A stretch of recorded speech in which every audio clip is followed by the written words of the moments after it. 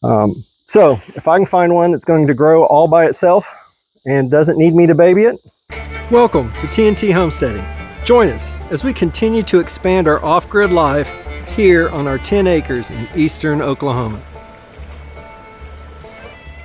So I've decided to come on out here. I had a volunteer cilantro plant that wasn't even in the flower bed, but it was growing and it went to seed. It's dried out and I wanted to try to harvest some of the seeds. Well, we had a really strong thunderstorm last night and I probably should have already harvested this, but we got almost 2 inches of rain here.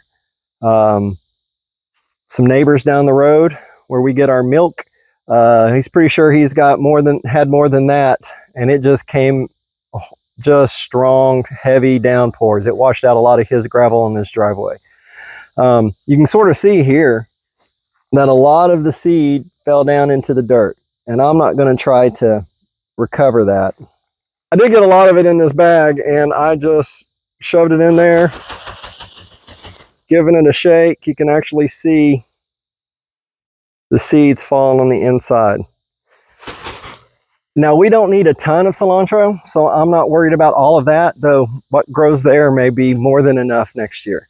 But I wanted to get some that grew well here on our own property.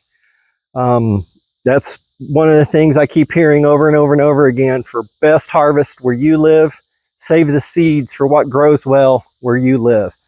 And this had no special care. Of course, for some people, cilantro is easy. I have a horrible time growing cilantro. So if I can find one that's going to grow all by itself and doesn't need me to baby it, that's what I want to save the seeds from. So I'm going to shake this out some more and put that in that same drying rack and let them dry out really well. It has lots of airflow, and then the ceiling fan in there stays on most of the time. And just make sure things are as dry as we can possibly keep them. And that's how much cilantro seed I was able to get off of that one plant. I did use a fan and poured this in front of the fan to try to get rid of some of the bits, and it worked pretty good. There's still a few in there, but I was just trying to use a fan to sort of winnow out the bits from whacking around the plant there. Now to go stick this in the drying rack. Sort of spread them around. Just want to make sure they're nice and dry before I package them up. And then over there is the beans that I had on the counter. I'm just letting them dry out more.